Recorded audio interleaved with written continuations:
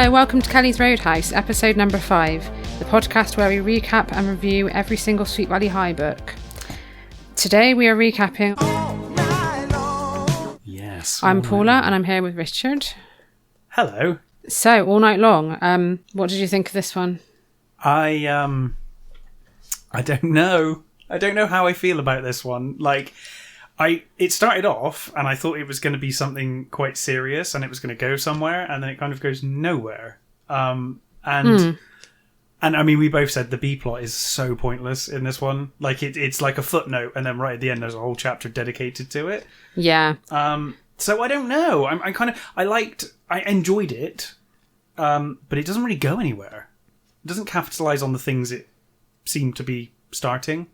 Yeah. So this month's question on the cover is Jessica as grown up as she thinks she is? I think we can safely say no, she is not. And on the back, there's another question. Has Jessica gone too far? Yes. Yes. Elizabeth Wakefield knows her beautiful twin can handle almost any guy. Most guys are just no match for Jessica's seductive charms.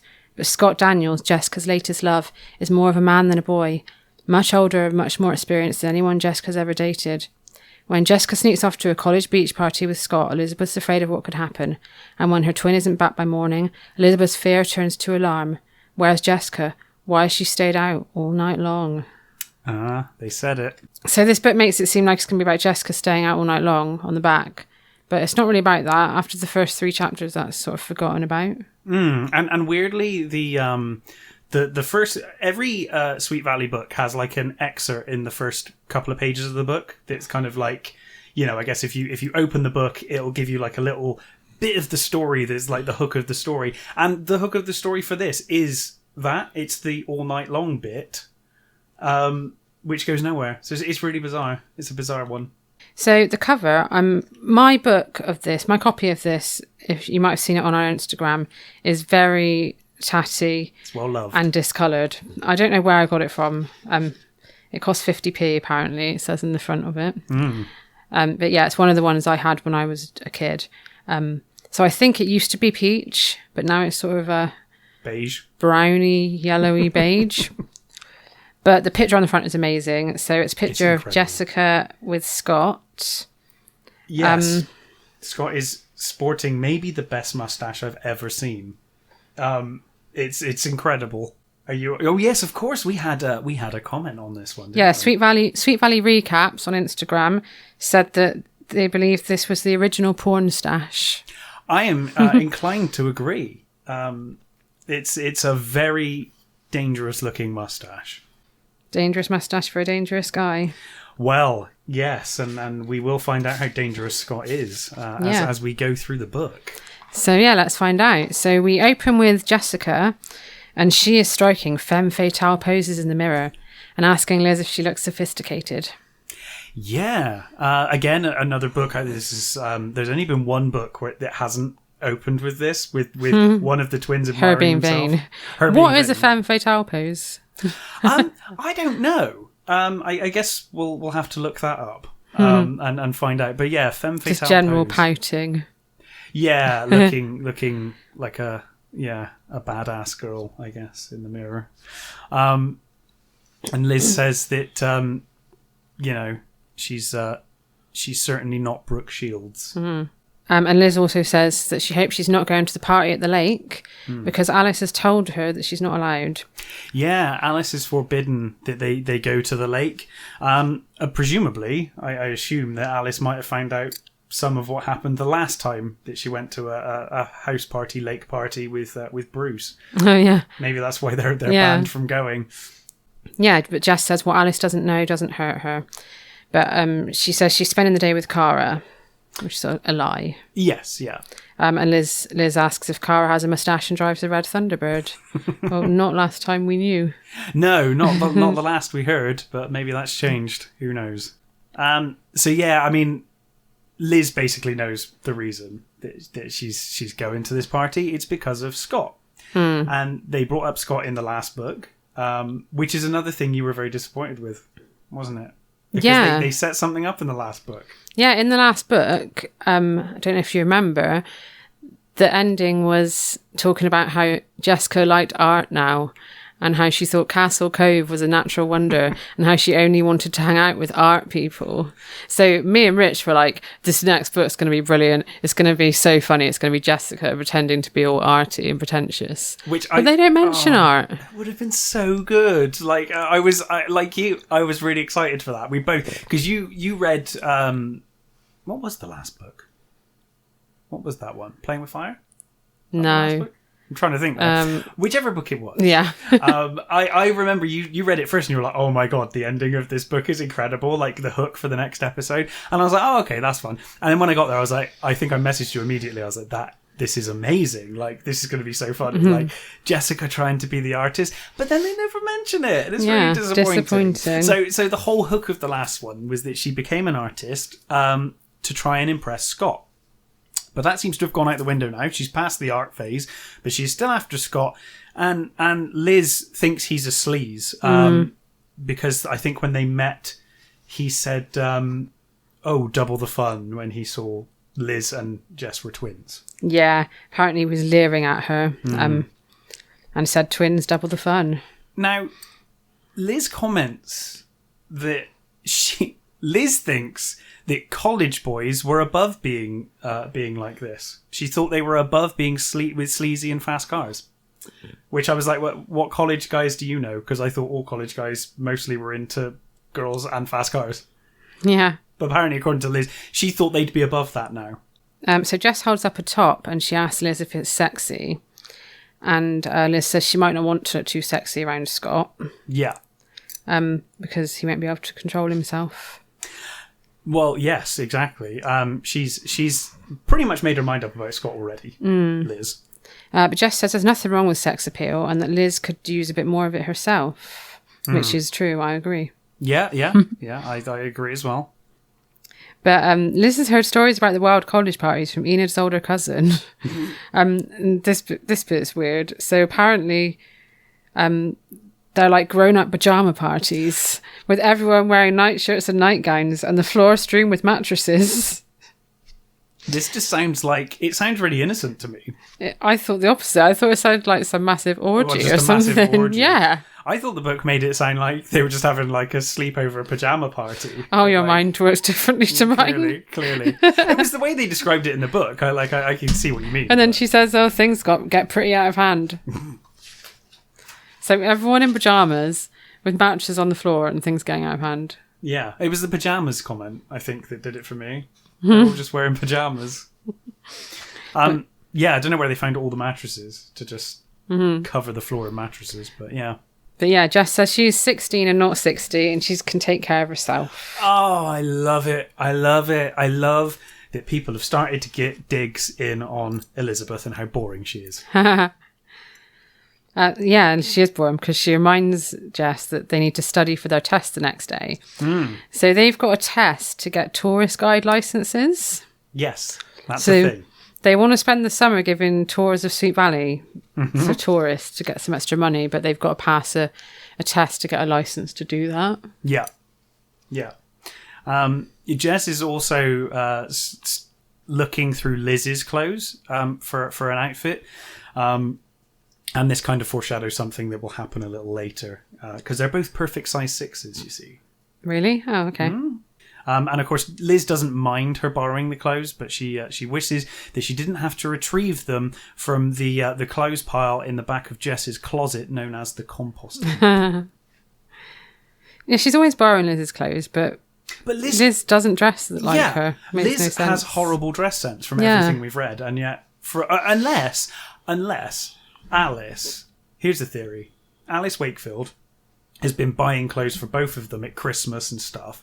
And Alice is clearly a stylish woman. Alice dresses well. So Alice has been buying them both really nice clothes, really cool clothes. But Liz is too boring to wear them. So she just puts them all in the back of her closet. Yeah. And then she puts on her granny clothes. I would love to go on one of the tours with them. A tour of Sweet Valley. They could show you Kelly's bar. Yeah. They could show us Miller's Point, the Dairy Burger. Yeah. Guido's, yes. The beach, obviously. We could Moon Beach. See the mansions. We could see the Fowlers. The Fowler and the Patman mansions. That'd be really good. Oh, it'd be amazing. Let us know on Instagram where you would most like to visit in Sweet Valley? What is your most wanting, what your most visited place if you were? The Dairy Burger. It is like a lot of things happen in the Dairy Burger. Some fries and a shake in the Dairy Burger. Mm-hmm. Yeah, fair. What's yours? I was thinking probably the same. Although I would like to see, I'd like to see Foxy Mama's, the shop. I'd just like to see where it is and what it's like. But I think the Dairy Burger. I agree. So Jess says she'll be fine as long as Liz doesn't tell their mum. And Elizabeth says that she won't lie if she's asked. Yeah, she's just going to, tell the truth. If she's asked, then she will say. And this causes Jessica to burst into tears and storm out of the room. Yes. She basically just is, being a baby. Being an idiot. Yeah, being a baby, which she frequently does. I've noticed everything that happens. If Liz ever says something that doesn't go Jess's way, it's like ruined Jess's life. Yeah, and she cries. Cries and storms out. Yeah. So on Sunday, Liz is at the beach with Enid and Todd, and she's worried about Jess. Todd asks where Jessica is, and as usual, as we talked about last time, she lies to Todd.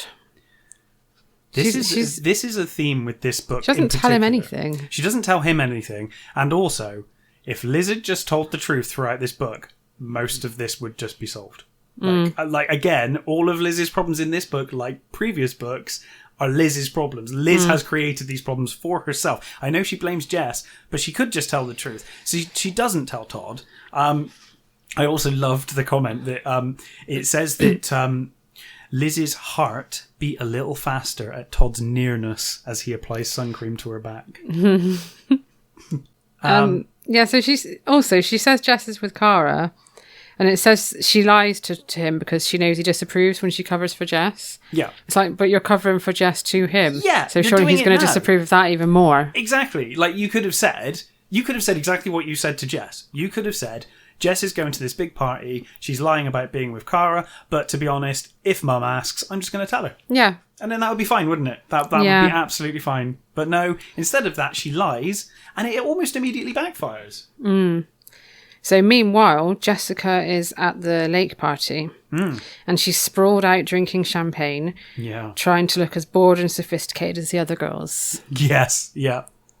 But she feels out of place. They always seem to have this idea in these books that anyone that goes to college is really sophisticated, which is definitely was not true in this country, in the UK. No, not at all. Like when you're at college or uni, that's when you have like your drunk, wild days where you eat instant noodles and the opposite of sophisticated. Yeah, I mean maybe these kids are like well-to-do and they've got a lot of money. Maybe. Like, that's the only thing I can think. Yeah. Like, the kind of people that I knew in college and uni were, like, nothing like sophisticated. They're opposite of sophistication. We did not drink any champagne at like, college and uni parties. No, it was the lowest price, highest volume alcohol we could find. That's pretty much... vodka, White Lightning. Yeah, exactly. All the classics. If you don't have White Lightning in America, you're lucky. If somebody, White Lightning's basically a really strong cider. It's like battery acid. Yeah. Isn't cider non-alcoholic in America? No, I think they've got some alcoholic, but maybe it's both. Maybe they do. Because on Hocus Pocus, like the kids drink cider on Halloween and things. Cider apple, maybe it's different. Yeah, I think it's. But in the UK, cider is always alcoholic. Mm-hmm. It's like an apple alcoholic. It's drink. Apple juice if it's not. And it can be nice, but White Lightning is sort of £2. Yeah, it's horrendous. For 2 litres. Yeah, it's very cheap and is, it's the drink of college uni kids that are on a budget, a very tight budget. But these kids are very sophisticated, according to Jess. Yeah, these kids are drinking champagne. And Scott is in the water with some other guys, but she's declined his invite to go in because she doesn't want to get her hair wet. Yeah, now I said to you yesterday, you think I'm giving this book too much credit. But my theory was that she doesn't want to join him in the water because of what Bruce did to her at the last party when she was in the water. But I think I might be giving this book too much credit thinking that way. She just doesn't want to get her hair wet. She just doesn't want to get her hair wet. Yeah, fair enough. What's she wearing? Have you covered what she's wearing? No, I haven't. Have you? She's wearing a red bikini, string bikini, which she feels makes her a match for Miss 10. Who's Miss 10? I have no idea. I was wondering myself. I thought you might be like, oh, No. yes. No, I don't know. But yeah, apparently she didn't feels pick up it that makes bit. her a match for Miss 10. Don't know what that is. That might be an American thing that we're unaware of. Yeah, let us know. Who is Miss 10? Who is Miss 10, yeah. Or Ms. 10. But she is, I did write down who she's talking to. She's a tall, leggy blonde named Greta, Yeah. who reminds Jess of a guinea pig she once had. Yeah. Yeah. Jess is like hating everyone at this party. She's like looking at everyone and just being like, just kind of making fun of them in her head. So one looks like a guinea pig, and doesn't the other one look like Bo Derek? Yeah, Bo Derek's good though, isn't it? Yeah, It's well, a yeah, good I guess thing. Bo Derek's a good thing, yeah. But yeah, she, the guinea pig woman, Greta, Poor Greta. asks her how long she's been seeing Scott, and she just says, oh, long enough, because she doesn't want them to know it's their first date. Yeah, she gets very defensive. And she also doesn't want to let on that she's slightly scared of him, apparently. Yeah, so she's secretly a bit scared of Scott, but she finds it thrilling, like speeding, apparently. So yeah, she's a little bit scared. I guess because he's older as well, and he has a bit of a reputation. Yeah. Yeah, one of the girls warns her that Scott has quite a reputation around campus. She's about to ask a reputation for what, but then Scott appears and puts his arms around her. And it says she angles her chin downwards in the slow-eyed smile she'd been practicing in the mirror. Like, who practices a smile in the mirror? Maybe that's the femme fatale That's moves. what I was thinking, yeah. Maybe that's what it was. I mean, yeah, I know before I go out, I practice my smile in the mirror. Yeah, You know? get your smile ready, get that look ready. Jess thinks She's an absolute psycho. She is, yeah, she is. Jess thinks that Scott is so cute, even if he is conceited.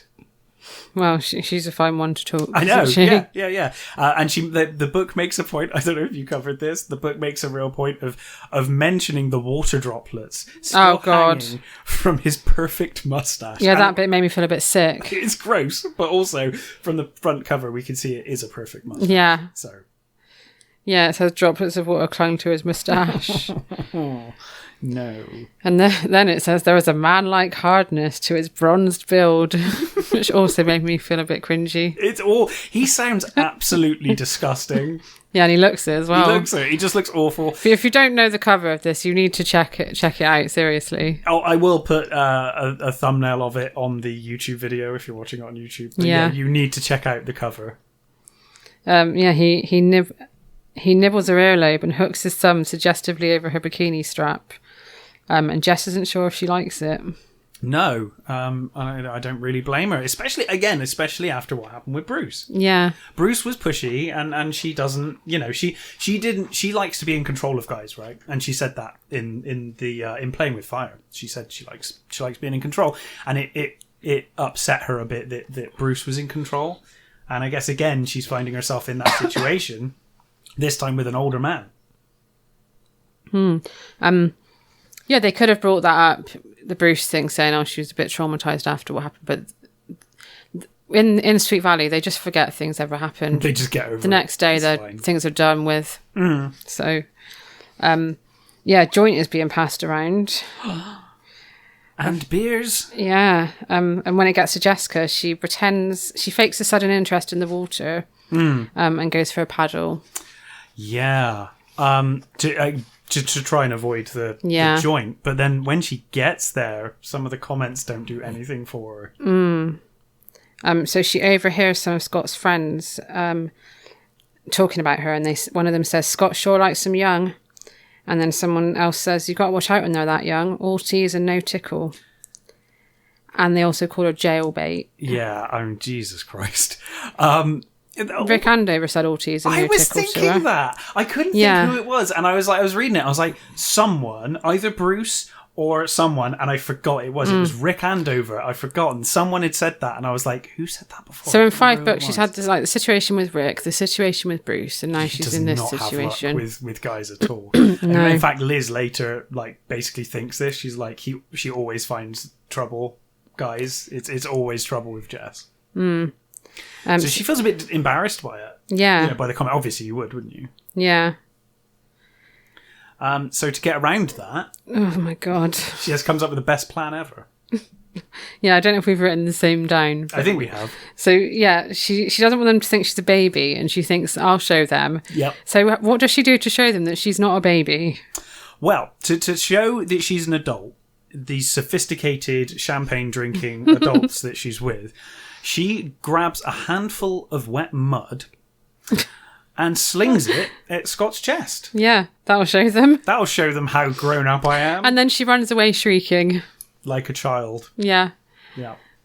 And of course Scott chases her down the beach as she's laughing. So yeah, she's sure shown them how adult she is. That's what I thought. I was like, this is not the way. No. And Scott tells her that he knows somewhere they can be alone. It's somebody's boathouse, but they only use it in the summer. Mm-hmm. And then Jess thinks she's teased him this far, and if they go back now, it will look like his friends were right about her. Yeah. So she thinks she'd better go. It also says that Scott shoots a hopeful look as he notices that no one's coming to Jess's aid, because she's like pretending, she's like, you know, saying, "Oh no." Yeah. And he's like already being a creep when he realizes that most of the party, they're just, you know, having their party up on the beach, and they're not really paying attention to what's going on between him and Jess. Yeah. Gross. Yeah, this is gross. He tells her that even though her and Liz are identical, that's only the gift wrapping, and he's interested in what's inside. And he slips his hand down the back of her bikini bottoms. Yeah. Jess playfully slaps his hand away. Says that, you know, she's cold and they should probably go back. Yeah, because they get to the boathouse. It's waterlogged and it looks dark and creepy. So he's not taking her anywhere nice. No. But he says he'll warm her up, and he kisses her in a way that tells her that he means business. Oh, this was like actual like flashbacks to Rick Andover. Yeah, so just to warn you now, we're about to describe some pretty distressing scenes. Yeah, I guess trigger warning. I found this distressing. I did. I actually, when I was reading it, this was the thing, because like I found it disturbing, and then I was like, I guess that's a good thing because they're going to tackle this issue. Yeah. And then they don't. Yeah. But okay. We'll get started on that in a minute. So yeah, trigger warning, you know, assault and that kind of stuff as we cover it. So she breaks away, but her feet get tangled in some rope, and she falls back onto a pile of sacks. Yeah. And he descends on her like an invading army. Grabbing her bikini top. And devouring her neck, apparently. His muscles now feel knotted and menacing, and she realises that he's not about to take no for an answer from a girl who led him on. Yeah. Which, sadly, is realistic. Yeah. For girls, that is what you sort of think. Mm-hmm. Like, if you kiss somebody, you know, and you just kind of think you've led them on. Yeah, which is obviously... Especially when you're her age. Yeah. Jess thinks, no, not this way, as she realises that it's out of control. Yeah, she hisses at him to stop, and he tells her to forget it, and that this isn't the movies, and there aren't any Mounties in the woods coming to get her. Yeah, I mean, he basically just says, like, yeah, there's no police here. No one's going to hear nothing you can do about it. Good Lord. He loosens her bikini top, and she clutches her arms to her chest to hold it up. And then she decides to change tactic with him. Yeah. And be nice. So she tells him she's crazy about him, but that she has got to get home. Yeah. And she reties the bikini top while she says that, I think. And he just laughs and asks her where he got the idea that she was going home, because the party is an all-nighter. Yeah. So then Jess holds back the tears. And this was like, this whole bit, I was like, oh my God, this is horrendous. Like, this is really, really horrible to read. But then all of a sudden... Yeah, then you start laughing. Because all of a sudden, Jess starts blaming Liz. Yeah. It's all Liz's fault that I'm in this situation. Unbelievable. Yeah, she says if she tried hard to talk me out of this, then I wouldn't be here. Wouldn't be here, yeah. So basically, because Liz didn't talk her out of this situation, it's Liz's fault. And then she starts pouting in the way she always uses to get her own way. And she tells Scott, if you don't take me home, I'm going to tell my parents that you tried to... Yeah, and it doesn't say the word, but they assault, never say never say the word rape or assault. Right. It's just sort of like... Just there's something they don't do. He just laughs at her and he says, well, tell them how you lied to them to hook up with me and how you just happened to be in a deserted boathouse, practically naked, when I came along to take advantage of you. I think that it would... The fact that you tried to rape her would slightly overshadow the fact that she broke the house rules to go out. Yeah. To be honest, if I'm honest, Scott. But he says, play with fire and you'll get burned. You've just got a little scorched around the edges. Just be glad it wasn't worse. Jesus. And yeah, if you haven't noticed yet, by this point in the book, Scott is a piece of shit. So then he leaves her, doesn't he? Yeah. He basically... says, well, fine then, and leaves her, starts walking away into the woods, leaving her on her own. And says, find your own way back. Yeah. Jess says, oh, you can't just leave me here. But Scott literally doesn't care. He says, I'm sure you'll find your way home. Yeah. So she tries to chase him, but her feet are tangled in the rope still. And then by the time she gets outside, he's gone. So she panics and she wonders if there are bears in these woods. Yeah. Which I don't know, might be realistic in that area. There's no Mounties, but plenty of bears. Yeah. She finally finds a path and she starts thinking about how angry she is for Elizabeth for all of this. Well, not like, oh shit, someone's just tried to rape me. How am I going to get home? Blah, blah. She just starts thinking about how angry she is at Elizabeth. Not how angry she is at Scott. No. But once again, Liz has been awful to Jessica because Liz didn't convince Jessica to stay in the Girl Scouts. Yeah. So it's all Liz's fault because if Liz had kept Jessica in the Girl Scouts, then Jess would have the knowledge to save herself in the woods. Yeah, she should have known. She should have known better. And she thinks covering for her is the least that Liz can do. Yeah. After getting her into this mess. Yeah. But eventually she does come to a cabin full of people with live rock music coming from it. Scott comes out drunk and calls her a lost little lamb. Yes. And Jess quickly realises as she enters the cabin that really no one's going to help her here. She can hear like muffled noises from the rooms, which I'm assuming are sex noises. Yeah. She removes a twig from her hair and throws it in his face. He pretends to be mortally wounded and staggers back. That'll show him. I'd throw more than a twig in his face.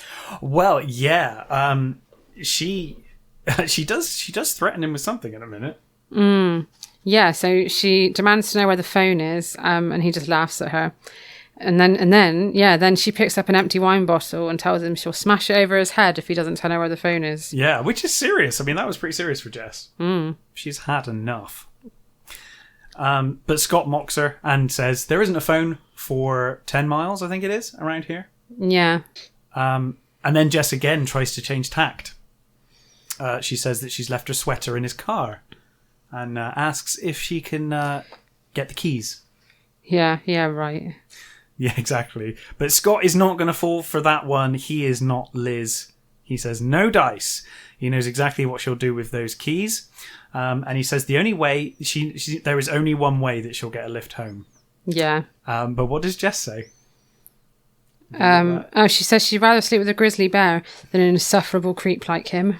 Good. But he doesn't hear that because he's fallen asleep and she hears him snoring. He's passed out.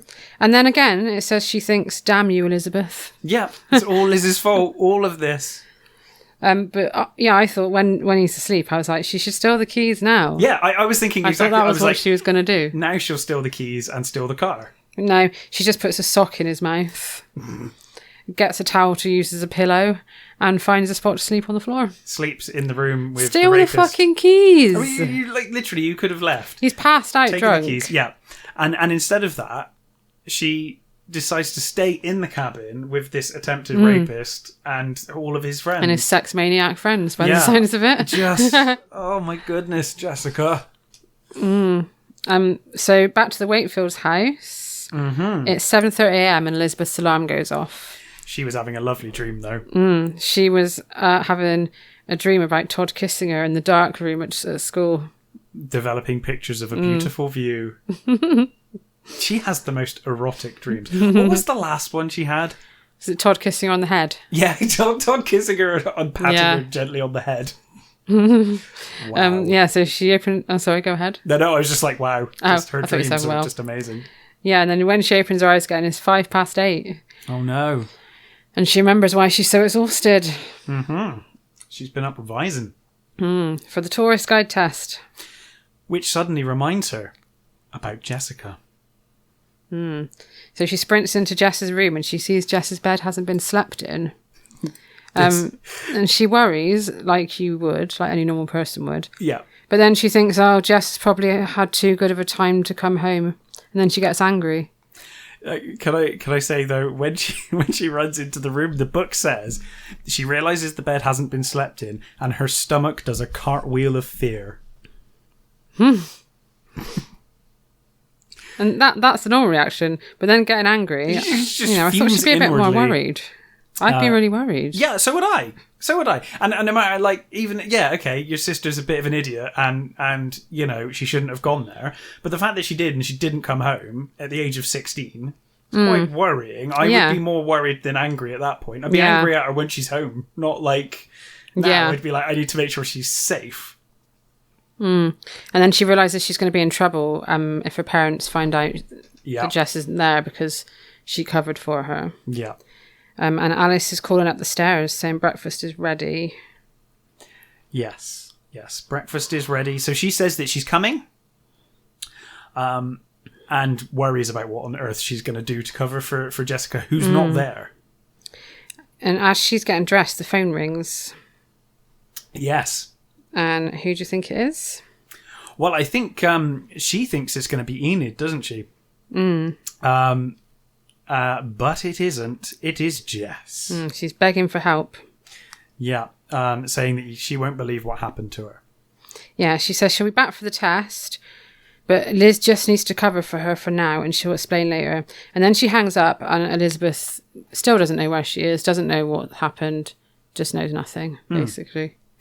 Now, bearing in mind that, at the very start of this, Liz said, if I'm asked, I'm just going to tell the truth. I'm just going to tell the truth. Now, she's heard from from Jess. She knows that Jess is at least alive. And, she didn't seem too bothered about asking what happened or any of that. But she could just tell the truth at this point. She could just go downstairs and say... She doesn't even need to say that, like, oh, I was lying about... Like, I covered for Jess. Just go downstairs and say, like, Jess isn't in a room. Yeah. Don't know where she is. But yeah, she doesn't. So Alice hands her a stack of pancakes and asks where Jess is. Yeah. And she says that she's upstairs sewing a button on her skirt. Yep. And then she says, do you know what time she got in? My parents would not go to bed until I got home when I was a teenager. No. Like, they wouldn't in the morning and be like, oh, what time did you get in? Especially because parents always stayed up later than you did as like a teenager usually. They'd be up, right? And like you said, if they weren't, they'd be up until you come in. Yeah. Even if they're in the bedroom or whatever, they'll be listening out for you. I had to be home by midnight at the latest when I was 16. Yeah, I think probably the same for me. And my mum would not have gone to bed until I got home. No. Well, otherwise you could just be late. There'd be no point in having the curfew. Yeah. What's the point of having a curfew if you kept to it? Yeah. No one's going to check. Yeah, absolutely. But yeah, Alice asks if Liz knows what time she got in. And Liz just starts choking on her pancakes and tells Alice she's got to run as she's meeting Todd. Yeah, she feels like her stomach has been braided when she's asked that question. A lot of talk of Liz's stomach during this book. Yeah, so she says she's running late, has to go and meet Todd. And then, this was my favourite part of the book. Because, they've done it a little bit. But they waited 5 books in. We get some proper twin antics now. And I was really pleased. We finally get the stereotypical twin antics. Yeah, so you can go ahead and tell. Oh, okay. Tell them what happens. Yeah, so Liz says she has to go meet Todd. And Alice asks, what about Jess? She says, oh, she's always running late. She's just running late. Tell Jess to catch up with me, and, we'll meet her there. So then she leaves the house, but then she sneaks around the back of the house, back into the house, and goes upstairs and starts to dress up as Jessica. So she dresses up as Jessica. Is fuming at Jess that she has to do this. Like she doesn't have to do it. She's decided she's going to do it, but she's going to blame Jess for having to do it. And then she comes back downstairs to eat a second round of pancakes as Jessica. Yeah, so she groans inwardly when she gets pancakes. Yeah, I wouldn't mind. No, I wouldn't mind. But like, yes, score double breakfast. Yeah. She does make a point of trying to be like Jess. She remembers that Jess wanted a blouse from Foxy Mamas. Foxy Mamas is back. So she reminds her mum of the blouse from Foxy Mamas to try and be like, this is something Jess would say. Yeah. Alice is completely fooled by this. Yeah, luckily Alice is distracted because she's doing the washing up, so she doesn't look at her too closely. Yes. So yeah, she manages to pull it off, and she leaves for school, and her stomach feels like she's swallowed the Goodyear blimp. So yeah, more talk of her stomach. Yeah, more talk is a lot of stomach talk for Liz in this book. So at school, Liz calls out to Enid, who gives her a funny look and keeps walking. And then she finally catches Enid up, and Enid's like, I can't imagine what you would have to say to me, Jess. And Liz is like, no, it's me. Ta-da! I love these twin antics. This is what I signed up for when I started reading these books. I'm glad we finally got some. And yeah, Liz says, it's me. And Enid says, why are you wearing your sister's clothes? So she fills Enid in on what's happened. Yeah. And Enid isn't impressed. No. She holds back her scathing remarks about Jess. And she reminds Liz of the pajama party. But she says Jess probably drank too much and passed out. And then she smiles inwardly, thinking of the hangover that Jessica's going to have. Yeah. It's like nobody's fucking concerned. Nobody's concerned. And Enid's even smiling. I know. And it also made me think, Enid's smiling inwardly about how hungover Jess must be this morning. And I thought, we've come a long way from Kelly's Roadhouse. I mean, that was like a massive scandal that she was drinking at Kelly's Roadhouse. Yeah. But now all of a sudden, drinking's fine. It's like, oh, well, she, hangover. In the first one, it was like you murdered someone if you went to Kelly's. Well, I mean, I think basically drinking is fine if you do it with rich people drinking champagne. Yeah. And it's not fine if you do it like with riff-raff like Rick Andover drinking beer. Drinking in Kelly's Roadhouse. Alcohol snobbery, yeah. Yeah. Yeah, alcohol snobbery. It's different if it's champagne. Classism in Sweet Valley by High. a lake. Yeah, these books are very classist. They are extremely. There's a lot actually. To notice. You'll notice it more and more. We had it with Lila in the last book, the thieving and stuff. Just like Daddy turns up and is like, I'll pay for it all. It's fine. Don't wait till we get to the books about Betsy Martin. Poor Betsy. Poor Betsy. We've touched on Betsy. That was Double Love, wasn't it? We had the mention of Betsy because he's dating his sister. That was it. Yeah, the Martin family. The Martin family. Yeah, wait till we get to those books. Oh my goodness, I can't wait. They're not far off actually. Only 2 or 3 books away, I think. Ooh, exciting. But yeah, Liz says she's worried about the tourist test because they'd planned on being tourist guides together. Yeah. But Enid says, look, it's Jess's problem. Yeah, she says what Todd says, what everyone says. Just worry about yourself. Worry about your test. Don't worry about Jess. She can take care of herself. And Liz's test is right now, but Jessica's test is an hour away. For plot reasons, these tests are an hour apart. Yeah, you think they just go into a room and take it together. Yeah, even when we did GCSEs and the whole class the whole year has to take them. Yeah. You do it with loads of people in the room at the same time. You do it with most of your year, right? But then it was no. These tests, the tour guide tests, apparently are an hour apart for no reason. You get your own allocated test slot. Yeah, and they change the questions as well. Yeah. So she heads down the corridor and everyone thinks she's Jessica. Yeah. Bruce actually asks her out. Yeah, Bruce tries to hit on her. Yeah. And Liz immediately responds saying, not a chance. She feels that Jess would have said that after what happened between them. Which, yeah, that would be the least she'd say, I would imagine. And then at first, even Todd doesn't recognise her.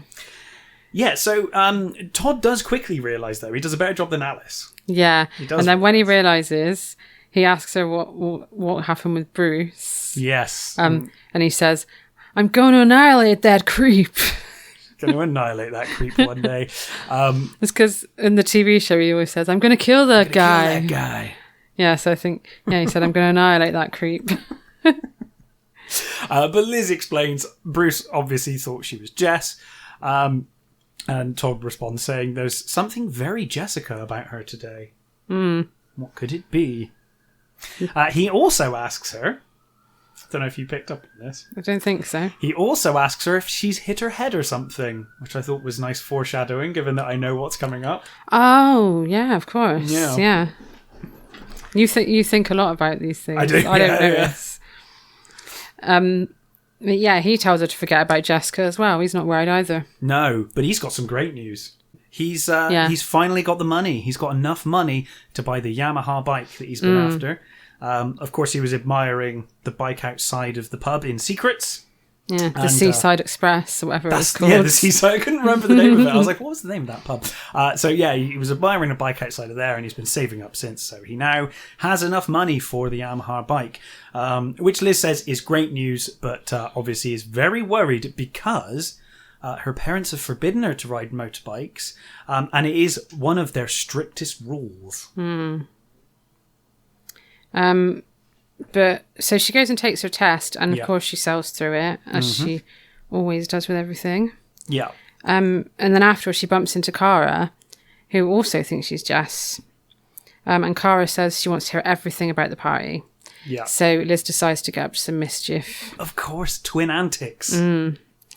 So she makes up a story about Jess pushing Scott off of a rowing boat. Yeah, in front of all his friends. With all of his clothes on. Because he was being a creep. Yeah.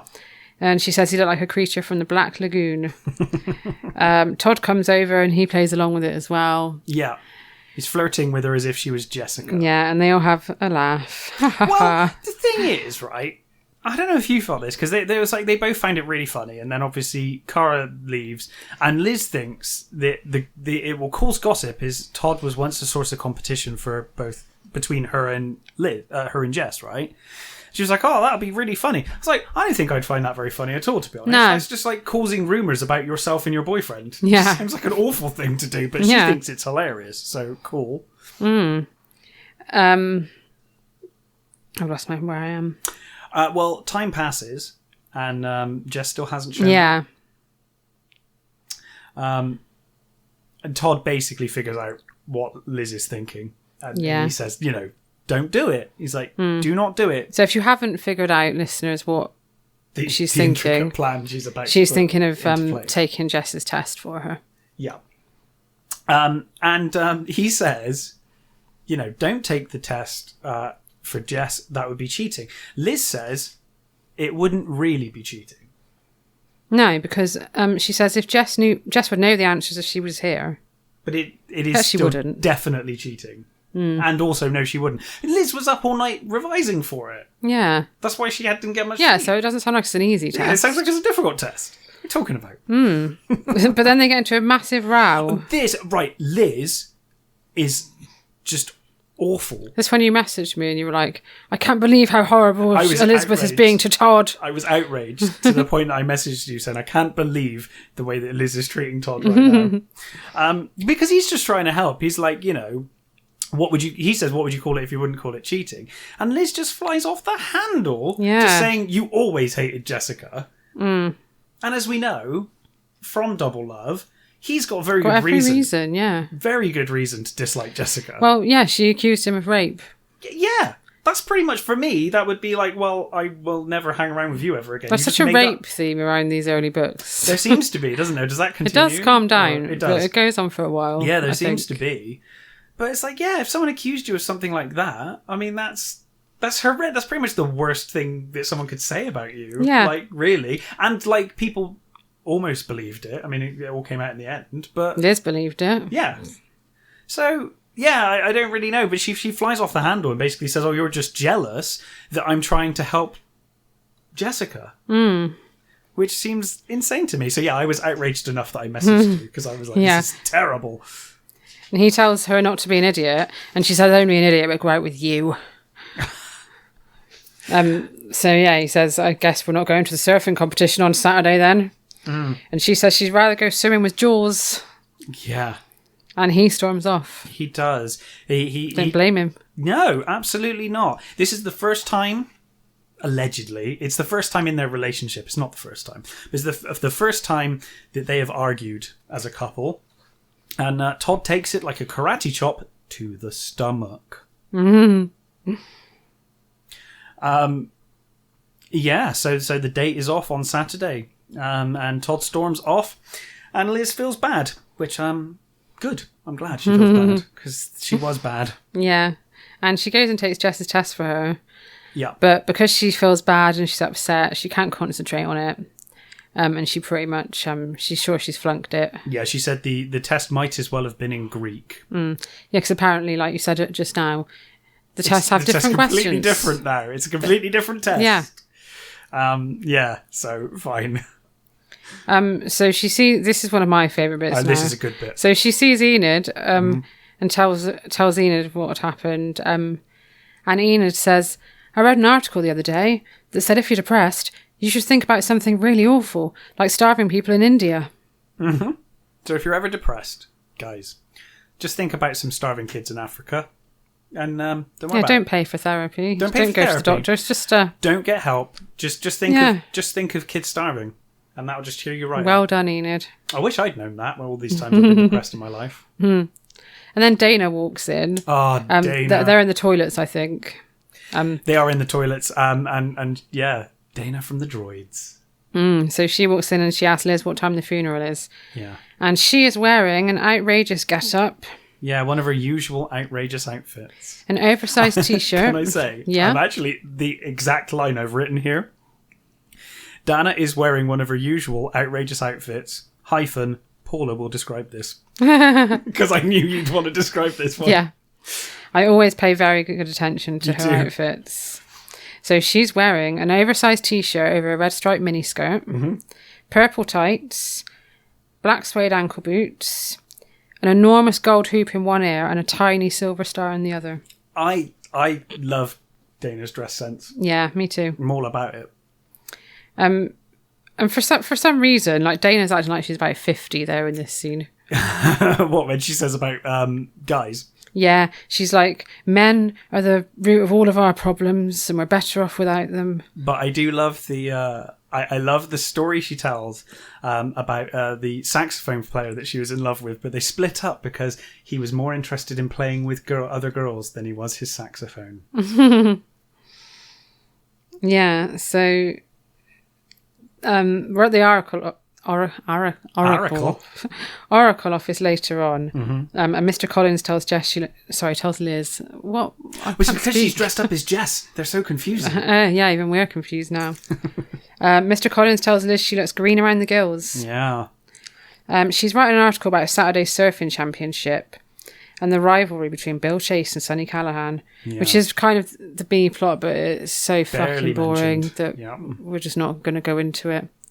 Read the book if you want to know, but it's not worth it. Yeah, I mean, we might briefly mention it at the end. Yeah. It's the most pointless B plot they've had so far. Yeah, not a lot happens. No. So Mr. Collins says that the sports editor, John Pfeiffer, can't make it on Saturday and asks if she'd like to cover the surfing championship instead. But that is where her and Todd were meant to be going on their date. Yeah. So she doesn't like the idea of going without him. But she doesn't want to let down Mr. Collins. No.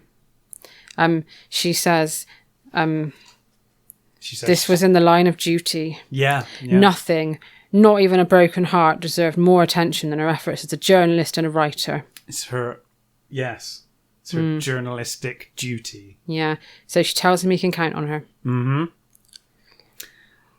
And then, of course, as she's leaving the office, she bumps into Olivia, who tells her that she saw Todd down the hallway and he's looking really down. She says that if he were any more down, they'd have to get him a stretcher. So this is one of my favourite bits. So I knew you'd like this bit. Liz said they'd had a fight, and she says, "Oh, is that all? I thought maybe it was a nuclear holocaust from the way he was acting." Mm-hmm. And then we get a description of Olivia. So this is what I like. This is one of the so best. Olivia descriptions Davidson they've is the Oracle editor, done. and she's going to become a big character. Oh, okay, that's good to know. But she's a bit of a hippie. So it says Olivia was big on things like anti-nuke rallies and organic food. This is like big on organic food. Okay. Her lunches invariably consisted of things like whole grain bread, Ooh. alfalfa sprouts, and meatless spread. Oh my goodness. Okay, why are they acting like whole grain bread is exotic? I was thinking that. I was like, whole grain bread is not. This anything. is California Yeah. in the 90s. I don't think whole grain bread was weird. I'm pretty was sure it? whole grain bread's not weird in the 80s or 90s. I wouldn't have thought. And what the fuck is a meatless spread? Well, It's a bit vague. That could be yeah. jam, marmite, anything. Mm. Yeah, mystery meatless spread. Mystery meatless spread and sprouts. And she says that she had a fight with her boyfriend last week, but it was doomed from the start because how could I have a relationship with someone who believes in offshore drilling? How could you? I love Olivia. Yeah, I like Olivia. It also says that it also makes it sound like these are all negatives. So her like being against nuclear arms and eating whole grain bread, meatless spreads, and alfalfa sprouts. They make it What sound a like weirdo. it's bad. They're like, oh, she does all of that. She's a weirdo, but she makes up for it with her loony sense of humor. Yeah, Olivia becomes a bigger character, and I think, if I remember correctly, her outfits are quite cool as well. Excellent. I can't wait to meet Olivia a little more. I do think these books do a really good job of foreshadowing people, bringing people in and just being like, oh, here's this person, and then in a couple of books' time, we're going to show you that person. Like they did it with Robin. They've done it with a few people. It's pretty They good. seem to either do that Or just forget about them forever. it's like the person never existed. It's one or the other. Yeah. So then Elizabeth spots Jessica bounding across the lawn, Yes. waving frantically at her. And Jess is shrieking. She's always shrieking, that girl. She's shrieking that she's humiliated and that Scott is a creep. Yeah. She doesn't go into any detail. She like is another thing that happens. She doesn't tell anyone what happened to her in this book. No. She just says he's a creep and that she was humiliated. And that's it. And no one really asks either. No one cares. She gives Liz a rib-crunching embrace as if she just won The Price is Right and walked away with a red Cadillac, a colour TV and a trip to Hawaii. She says, you practically saved my life.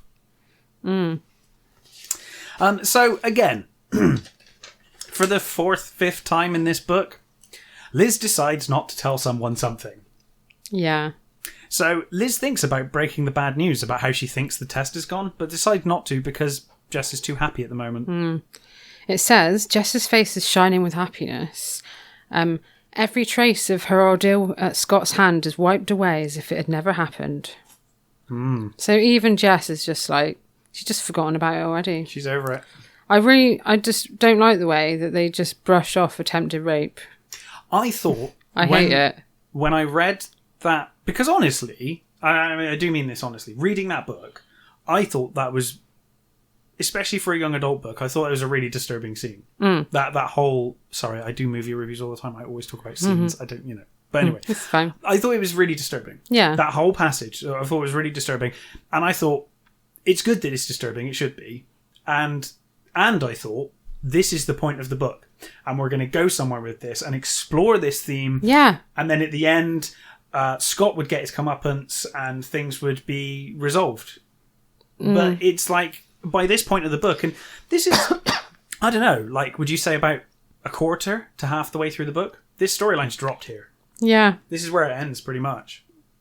Yeah, because she would be traumatized. I would have thought so. At least slightly after that. You'd at least tell your best friend or your sister or someone, wouldn't you? I would have thought. I don't know, maybe not. Yeah. But yeah. We get a proper rape storyline where they actually acknowledge it happened and they treat it properly. With Lila. Oh, okay. And I'm not going to spoil it for you, but one of the male characters who's already been mentioned in the 5 books that we've read. Oh my goodness. But I'm not going to say. But actually, no, you might know. I was going to say the title, but that'll spoil it. Okay, Because the guy's name is in the title. Don't tell me the title. Oh, I'll just forget that. But yeah, it doesn't come up till like book 70 something. So. Well, as long as it's. You've got a while to wait. I'll be okay as long as it's not Ken. Of course it's not Ken. Because I think that Ken Matthews is a lovely man. Yeah, I love Ken. I don't want that illusion shattered. No, I love Ken. But so yeah, Todd is standing a few feet away, scowling at them. Yeah. And Jess asks if they've had a fight. Yeah, she says it looks like we're both on the critical list. But then she doesn't even wait for Liz to answer. No. So she does that thing where people ask you a question like, "How are you?" Answer, yeah. But they don't actually want the answer. She just tells Liz she's got to get to cheerleading practice and goes away.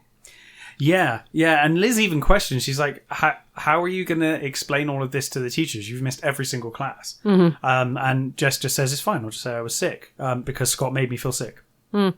You could say, "Well, I was nearly raped." Yeah, I mean that would probably sort that problem out immediately. Okay, you have a few classes. I would have thought so. So at cheerleading practice, Cara tells Jess that she's practically a celeb. Yes. So she's told everyone about Jess showing Scott up, like the whole thing about pushing him off the boat and etc. that didn't happen. Yeah. But Jess loves this. Yeah, Jess thinks this is fantastic. And she starts saying, yeah, hell has no fury, like a woman scorned. And then she just goes up to Ken and starts flirting with Ken. Yeah. It's like she's nearly raped the night before, and then she just goes up and starts flirting with a guy. I was thinking, wasn't Ken dating Lila? Or did that end because of how she treated him? When was Ken dating Lila? I thought they were going to the dance together. Oh, Maybe it was just the dance. They might have gone. I think it wasn't like a date. It was just a dance. Yeah. They were going to the dance. They go to the dance with anyone. Week, so... Yeah. Oh my goodness. I just realised there's no dance in this book. And there has been a college party, but not a dance. Not a school dance. There was a school dance in every book until now. Broken the streak. It's broken the streak. We're at four. We also haven't mentioned 137 or 37 in this book. I don't think it is either. No, this is breaking with all the traditions. And at the beginning of this book, we didn't get the classic perfect size 6, dazzling blue eyes, blonde hair. No. This book is breaking the boundaries, breaking the rules. It is. It's breaking all the rules. In fact, it saves much of the lovely description of the girls for Alice. It just makes a point about saying how wonderful Alice is and that she looks practically the same age as the twins. But yes, so Jess is loving the rumour. She's all about this rumour being spread. And like you said, she says, he'll have no wrath like a woman scorned. And then, links arms with Ken Matthews, who they start to flirt together. So Liz is waiting for Todd to call all week. But every time she answers the phone, it's Enid. God damn it, Enid. Yeah, and Enid asks, are you expecting a call from Princess Diana? And she says, this is silly. You should call Todd. Yeah, and she even says, remember what happened between me and George? Because obviously in Secrets, when she finally spoke to George, everything was okay. Yeah. But Liz is not listening. No. She says, it's no good. He's ignored me all week at school. Blah, blah, blah. Yeah. At school, the test results have been posted on the bulletin board. Yeah, for everyone to see. Yeah. I've noticed that happens in American books. Is that an American thing, guys? If you live in America, does that happen? Because in England... They're private. They're private. You get told you can find out your result. They won't just post it publicly for everyone to be humiliated. No. I'd be mortified because I wasn't very academic in school. No. I would be mortified if my results were just... Yeah, and also everyone would be scrambling around like one piece of paper on a board. Yeah, it is crazy. I think we got them in an envelope for proper tests, yes. Yeah. And if not, it was graded and just given back to you with the grade on it. Yeah. It wasn't here is on the notice board. Go see. So yeah, the test results have been posted on the bulletin board. And Jessica is in despair because I say she, but it wasn't her, obviously, has failed. But Liz has passed. Yes, Jess feels that... Jess is fuming. She's fuming. She's humiliated, and she says that she thinks that Liz flunked her on purpose as in revenge for her not coming home that night. And Jess thinks that Liz has feelings for Scott and that she's jealous of her. Yeah, right. But Liz actually sticks up for herself for a change. For once. Yeah, and she tells Jess she's only got herself to blame for this. Yeah. But then Jess says, you shouldn't play all sweet and innocent, because if you were, you wouldn't have cheated in the first place. Yeah, she does say, she's right. Yeah, and I guess in a way, yeah, she is right in a way, because she does say, like, don't try and play sweet and innocent. If you were so innocent, you wouldn't have pretended to be me in the first place. Yeah, and done all you did, because she did enjoy it as well with the Cara thing and all that. She was enjoying it. Liz is not. Liz kind of like fools herself into thinking that what she's doing is better and above people, but she does enjoy doing this kind of nonsense. Yeah. So Liz heads to the deserted baseball diamond and sits on the empty bleachers. Depressed. She's remembering. Yeah. Remembering the time that Todd caught a baseball. Yeah, and she reminisces about kissing Todd there. Oh. And she gets lost in her thoughts. Yeah, I love this bit. I love this bit as well. Go for it. So she's startled from a reverie by Todd himself. Well, yes, but I also like that apparently it says that she goes to the bleachers and she remembers all of this. She's like thinking about the time that her and Todd kissed and all of that. And it says that she's there so long she forgets how late she's like in this trance for so long she forgets how late it's getting, and then suddenly she's cold. And I'm like, did she just sit there like a whole day? Does she not have any lessons? Like she's just like or anywhere to go. Now it's like 10 p.m. at night and she's still sat there. I've noticed that in their school they all like seem to just spend a lot of time hanging around in school. Yeah. Rather than going to lessons and things. Like she's always just in the Oracle office doing something, or sat on the field, or like, you know, they do have lessons, but there seems to be a lot of time where they're just in school but not really doing anything. Yeah. So Todd is looking at her with a strange lopsided smile. And he tells her to shut up and listen. Yeah. So don't say a word. Yeah. He says, she's come to the conclusion they're both a couple of Class A jerks.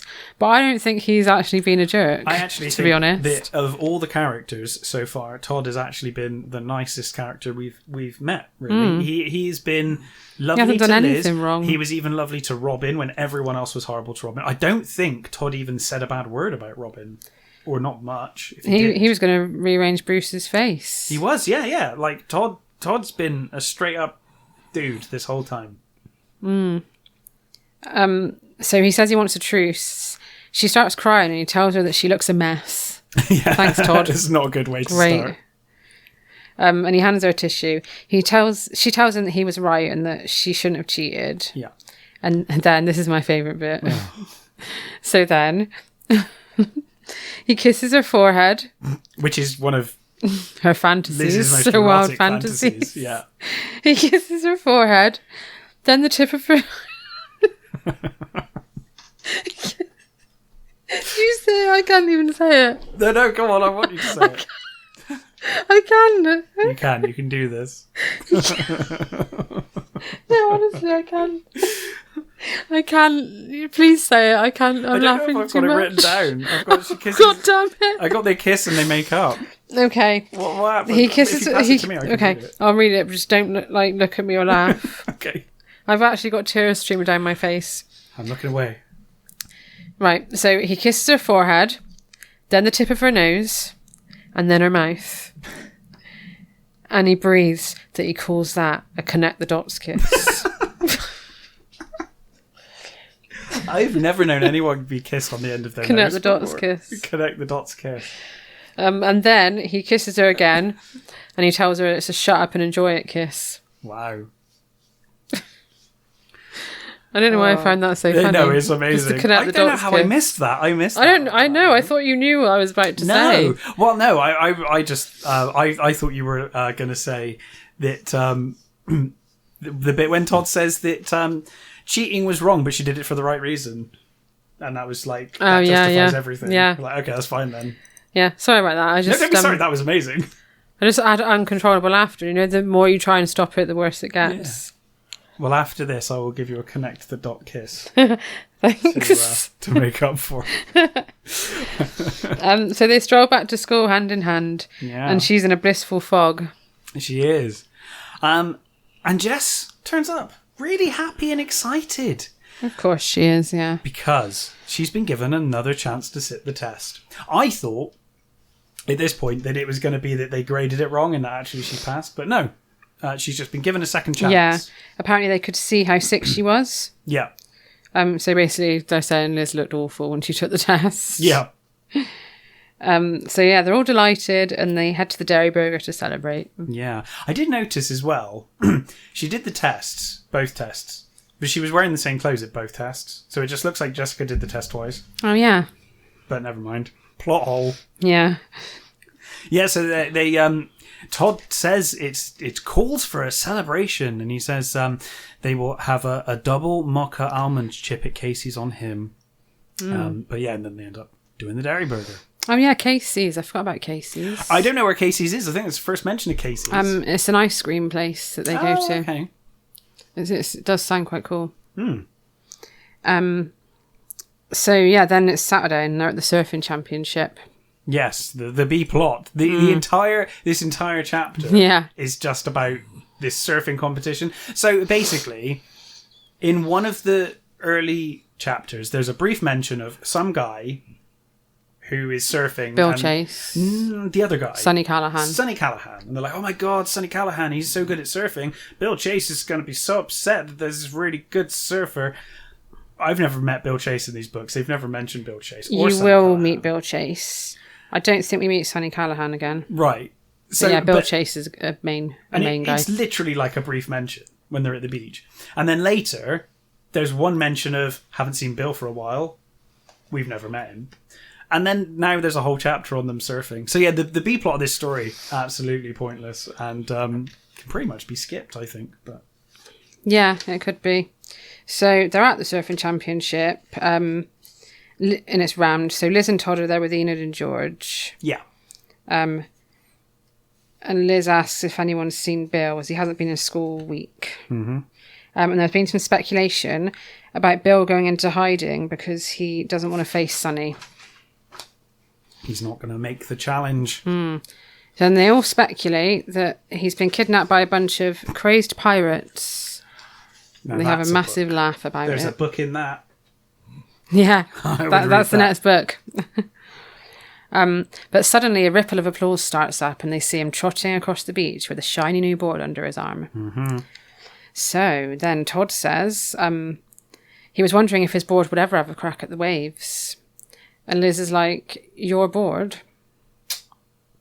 And he says his parents bought the board for him, but he never used it. Never used it, no. So he sold it to Bill to get the last of the money he needed for his bike. He finally has bought the bike. So this whole thing seemed like basically a way to get the bike mentioned, really, which is why we've mentioned it. Yeah.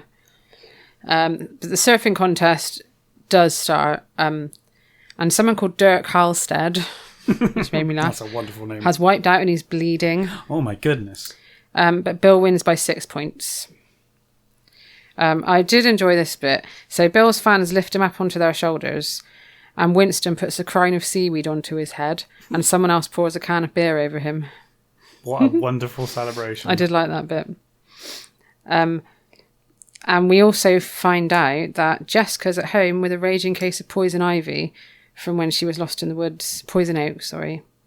Yeah, that sounds pretty serious. I'm assuming she's dealing with massive mental health issues at home. Yeah. From what happened in the woods. But then it says Liz suppresses a smile and thinks she deserved it. Yep. Again, like, you know, it's like she's the one. Like at the end, it should be it's usually like the villain getting the comeuppance. Well, Scott, it's Jess. Scott has, no pun intended, got off scot-free. There is like literally nothing has happened. So yeah, I don't think he's ever mentioned again. Maybe Jess goes back and kills him. That's why she's busy now. She's not at home. She's in the woods murdering Scott. Super thriller coming up. Yeah. So you know, at the end of the day, in the evening, in front of the campfire, Liz and Todd are all snuggled up, very much in love again, all forgiven, but secretly Liz is concerned. So they're toasting marshmallows, and Liz, who made a point in saying in the last book, Power Play, that was the last book. Thank you. Sorry, I pulled a complete blank. Who made a point of saying in the last book how the twins never overeat and they always watch their weight. Did you pick up on this, what Liz has eaten? So Todd and Liz are toasting marshmallows, and she's already eaten 2 hot dogs, a bowl of potato salad, and several root beers. Wow, those pancakes obviously made a bigger stomach for her to get all of this food in. She's going to be like Robin if she someone should up. ask her if it makes her break out. Yeah, does that make you... Break out? Break out? And yeah, Todd says they'll be able to take the bike out next weekend. And he's getting her a special helmet. Oh no.